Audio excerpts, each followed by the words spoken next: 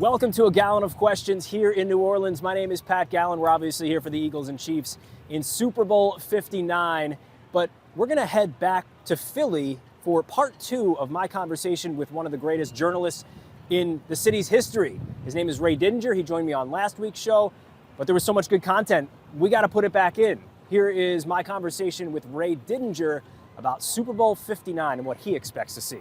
If the Eagles want to beat the Chiefs in Super Bowl 59, the way to do it is blank.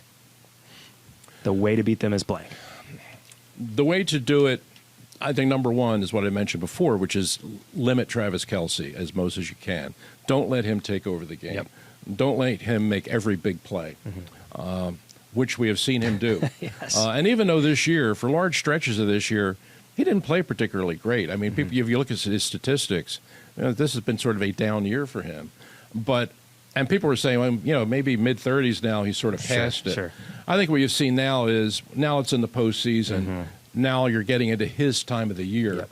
And he's still got a lot of game left. And the Eagles can't allow him to take this game over. You can't allow this to become a pitch-and-catch game between him and Patrick Mahomes. Sure. You're going to have to, and this is going to be the challenge for Vic Fangio, you're going to have to find ways to cover him and force Mahomes to look for the other receivers. That, to me, that's where winning this game begins, is limiting his impact.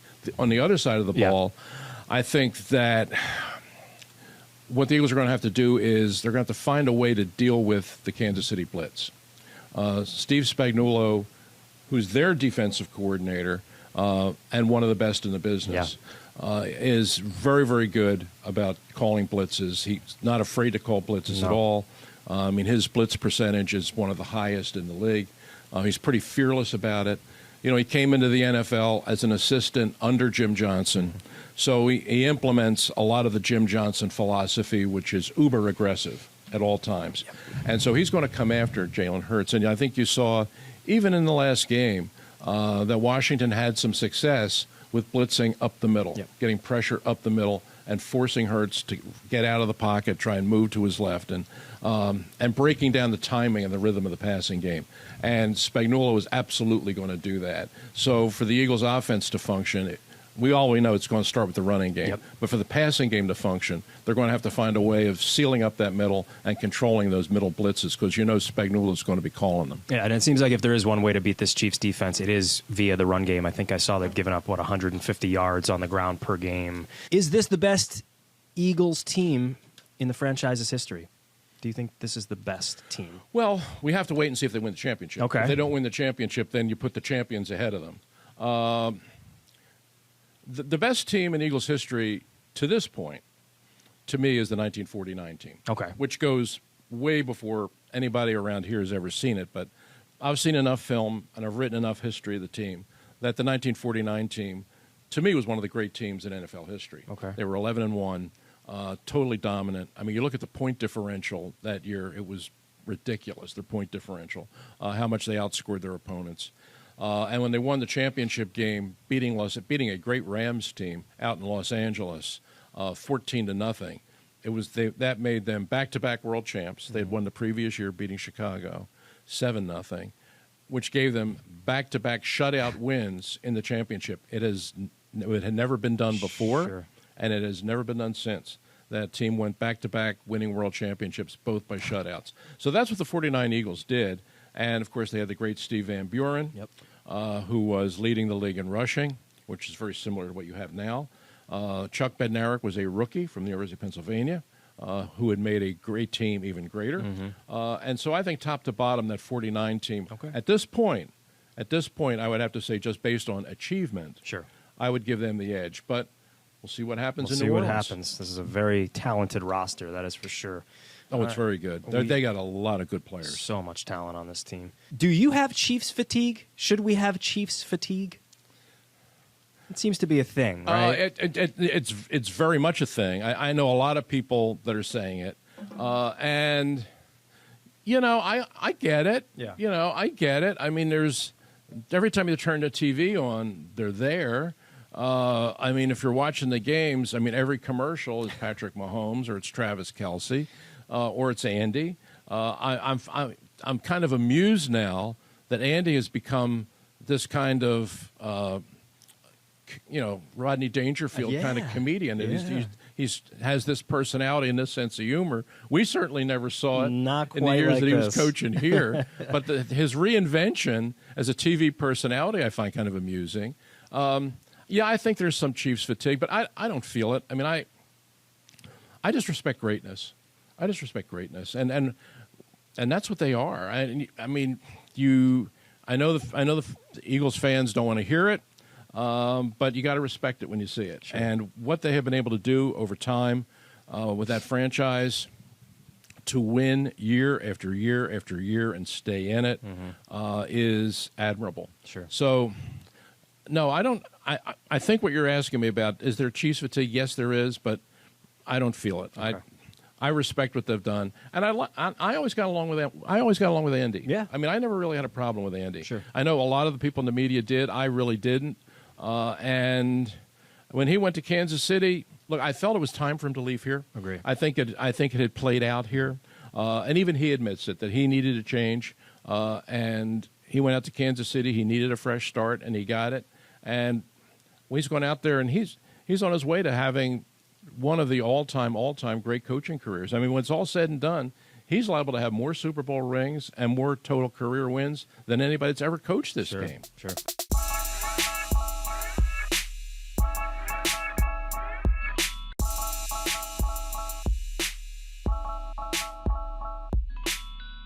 Welcome back to A Gallon of Questions on the Road here in New Orleans. I'm Pat Gallen, and earlier this week, I took the roughly 75-mile drive north to a city called Amite. That is where Devonta Smith is from, and I got a chance to catch up with the woman that knows him best. About an hour north of New Orleans is Amite City, Louisiana, population 4,000. This is the town that raised Eagles wide receiver Devonta Smith. This is the school where he became a star. And this is the kind of person the town knows him as. A humble young man, yes or no, sir. Very family-oriented, very community-oriented, very team-oriented. So Philadelphia definitely has a gym. And this is the woman that helped make all of that possible. Christina Smith, and I'm Devonta Smith's mother. Christina still lives outside Amite, and she remains a social worker, something that helped shape Devonta. It was hard for him knowing that I was going into unfamiliar territory and taking children from their parents. Now he's a parent himself, with another child on the way. But before the world knew this Devonta, the Slim Reaper, or Tay-Tay as he's known at home, nearly said no thanks. Yeah, actually, ninth grade, when he was at practice one day, he got hit very hard. And he thought about quitting. And at that time, my cousin was his coach, and he said he wasn't letting him quit. From there, you know the story. Alabama. 2 national titles, a Heisman Trophy, a top 10 pick in the draft, and now 1 win away from another incredible milestone. And while mom's feeling the stress, she has this message for her boy. This is not your first championship game, although it is the biggest game, the Super Bowl. But you know what it takes. Do what you always do. Play hard. Let's get that win. Go Birds. It's madness. I mean, that's the simplest way to put it, is madness. The madness of Super Bowl week is here. Jalen Hurts and the Eagles will take on Patrick Mahomes and the Chiefs in Super Bowl 59. But before that, the hot takes are, of course, in high gear. Welcome to Radio Row. It's at the Convention Center in downtown New Orleans for the week, but it's not for the week.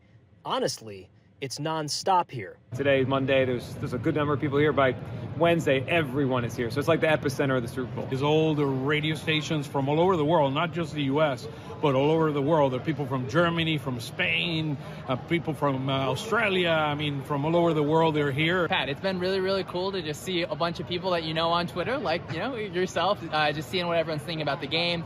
People are getting the news about Myles Garrett maybe wanting a trade. It's a lot of fun to share a lot of things with a lot of people.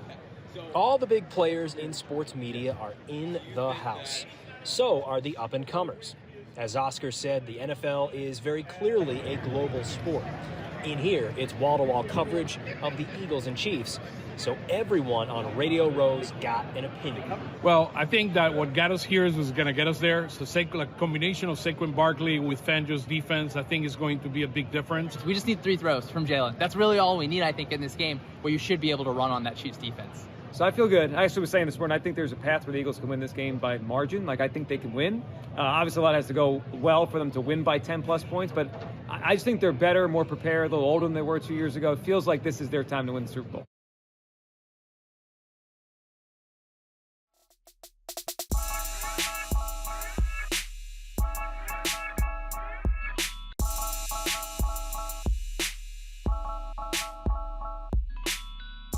Welcome back to a gallon of questions on the road in New Orleans for Super Bowl 59. Now, normally on this show, we load up my can of questions, grab them, and see what kind of answers we get. And I actually got a chance to do that earlier this week on opening night with some of the Eagles players. It's pretty good. Take a look. Would you rather get run over by Jalen Carter at full speed or have Dallas Goedert stiff arm you an embarrassing amount of times? I mean, I practice against Jalen all the time, so probably having Dallas stiff arm me. If you needed help taking the SATs, which teammate would you go to? I think Tanner McKee. I'm going Stanford. Are you a Taylor Swift fan? I know some of the songs. I probably say my sister and my girlfriend are probably bigger fans than me. Yeah. But, she's a great artist. A moderate fan, kind of fan? Yeah, if you threw on one of her songs, I definitely would probably know it. I'm a Taylor Swift fan. I don't really listen to Taylor Swift, but I wouldn't say I'm not a fan. So, kind of a fan, kind of not a fan. We'll go with that? I guess. All right, cool. What's the last book you read? I read Can't Hurt Me by David Goggins. Oh, nice. That's my last book. That dude's jacked. Yeah, he's awesome. What would your karaoke song be? Some Fantasia, Truth Is, or or some Halo by Beyonce, something. That's a good one. Which teammate is most likely to help you fix a flat tire? I'd probably say Will Shipley. Will Shipley be the first one out to help you? Yeah. Why do you say that? Well, a fellow Rook, and Fair enough. I know he's handy. He's handy. You know, I know he's pretty handy. He seems like he's got a good heart too. Yeah. Who has the best nickname on the team? Definitely either Bam Bam, that's Jordan Davis, I call him Bam Bam. Either Gotti, that's Dallas Goedert, I call him Gotti. Or Zach Barnes, his Bald Eagle, we call him. Bald Eagle. Yeah, I also heard Billboard Ballin'. No, I'm what going Milt was Bald calling Eagle. Bald Eagle. Yeah, because he's bald. That's not bad. That's not bad. When you're in New Orleans, there's one place pretty much everyone goes to, and it's for the beignets. Take a look at Café du Monde. We go behind the scenes, one of the most famous cafes in the entire world.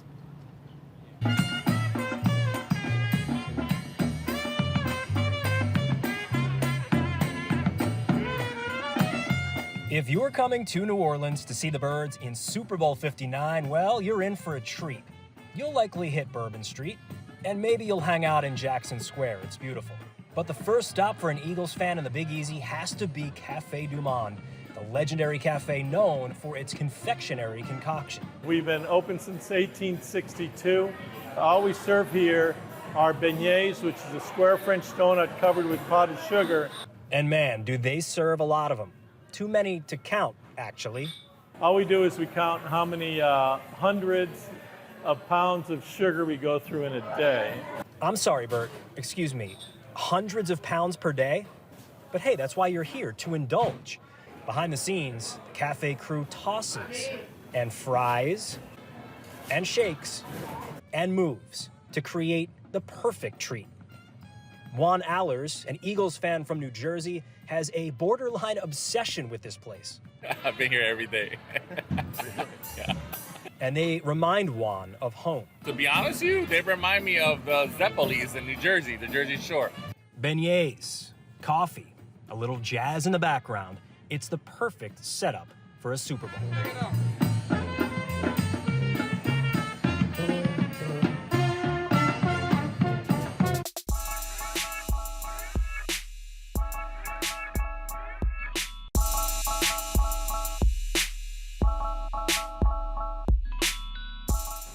Welcome back. Of course, everyone wants to know everything there is to know about Saquon Barkley, coming off one of the greatest seasons in NFL history. I got a chance to sit down one-on-one with the running backs coach of the Philadelphia Eagles. He knows him pretty well, Jamal Singleton. Does every conversation now start with, like, what is Saquon Barkley like? Is that every I love it. You know, I tell people the story. When we first signed him, when I first heard we were signing him, I ran around the entire building and introduced myself to everyone as Saquon Barkley's running back coach. It's just exciting for me. Just a great young man that I get to coach. I'll talk about Saquon all day if I have to. Yeah, what's he like behind closed doors? Like, what don't we get to see? We get to see it all. He's a genuine person, and I think you do get to see a lot of his personality. I think he's true to who he is. So people always, is he really that good of a dude? I'm like, exactly. It's exactly who he is. And I think just behind him, he likes to have fun. He's a joyful person. He enjoys the game of football. He loves his teammates. I mean, he has just all the characteristics of a guy, for me as a coach, that I want to coach, that I root for, honestly. I know I coach him, I work with him, but I root for Saquon Barkley. When you have someone as uber talented as Saquon Barkley, what do you hope to bring to him that can take him up a level or change him in a positive direction? You know, it's a common thing with any back that I get a chance to work with. My goal whenever I work with them is to help them become the best version of themselves. Like, okay, who is Saquon Barkley? How can I help Saquon Barkley be a better version of himself? And a lot of times what I realize, it's something that's minute and small. Right? When you talk about the techniques, it could be something as simple as, hey, your front toe needs to be slightly more angled when you make this cut. And we know when you take 1%, make a guy that's uber talented, and you make that talent 1% better, that 1% seems to be like a lot more than everybody else's 1%. And I've always just kind of kept it that detailed that way for him. And then sometimes it's not even about football. Sometimes it's okay, just his confidence level, his lifestyle, anything that maybe you can help him engage. I feel as a coach, you wear a lot of hats, and one of them is football coach. The rest of them are a lot of other things. So anytime you get a player like that, trying to get to know him the best you possibly can, get a feel for how he thinks, how he reacts, and then just help him in any arena that you possibly can. Sure. What was it like connecting with him, like, right off the bat? Was it an instant connection? Does that take time to grow that relationship? I think it takes time. I mean, it does. I think there's a respect factor that has to kind of be built there a little bit, and I think there's a trust piece that has to come in. I've always felt, and it's, cliche from a quote, but it's, they don't care how much you know until they know how much you care. And I want to connect with players first and foremost, because I've always felt a player that trusts me, that believes me, and knows that I'm going to take care of them, I can coach a lot harder than a guy that doesn't have that trust. And I think it's part of that. I mean, the first night before he signed, I was able to meet him and his family, meet his kids. I'll tell you a quick story then. Yeah. So my wife and daughter are big into horses. My wife barrel races, my daughter races. We've got a farm in South Jersey. Somehow, all of a sudden, I have a petting zoo at my home. I've never grew up with animals. So the night Saquon comes, my daughter has goats.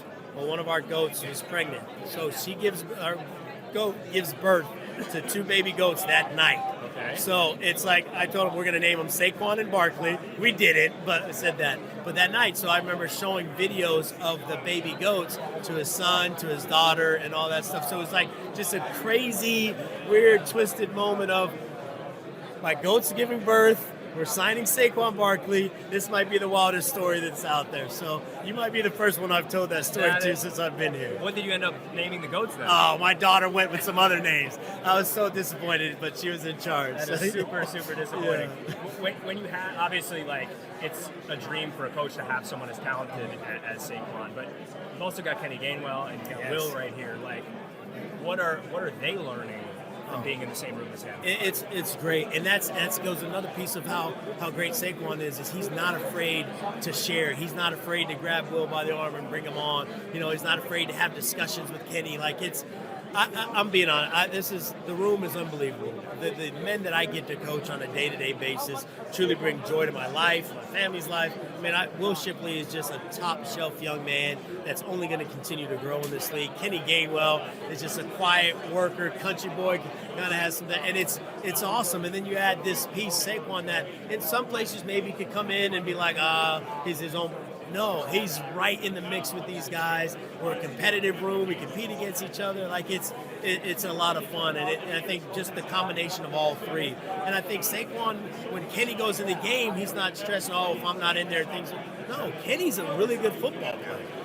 Will's a really good football player. And we always talk about our room taking advantage of every opportunity we have. We've got Kenny's running down on kickoff returns, so is Will, right? You got kickoff coverage. Just take our last game. I mean, Will starts the game for the offense with a great kickoff return. Then Saquon Barkley takes the next play, the first play from scrimmage for a touchdown. Fast forward later, Will runs down the field, causes a fumble on kickoff. Kenny Gainwell is the guy that recovers. So you want to talk about maybe the most proud moment as a coach? I got Saquon Barkley running touchdowns. I got Will Shipley running touchdowns. I got Kenny Gainwell recovering fumbles. It was like just the most amazing moment for our room to do that. And only hope now let's make another amazing moment in this game. Knowing where you are right now, Super Bowl, second time in 3 years, Saquon Barkley, great running back room. Do you ever step back and think, maybe it doesn't ever get better than this right here? I hope not. I mean, but it is pretty dang good, and I think a lot of that is in terms of my faith. People see this. Oh, you've been to Super Bowl twice. They fail to remember the 7 years of really losing football. It was fired at Indy, didn't do well with the Raiders. Cincinnati, who had one of the worst records in the NFL. All those trials and tribulations during those times, I feel is like set up for this, and that's why we're here. I think Saquon has even mentioned that as well. Like, this has been the year that in his faith he's kind of leaned in a little bit more, and it's not a coincidence. So that's one of the things for me is just it's unbelievable, and just truly thankful and feel blessed to be able to coach the young men that I get to coach. Thanks to Jamal, and thanks for hanging out with us here on A Gallon of Questions in New Orleans. I'm Pat Gallen. We'll see you next week.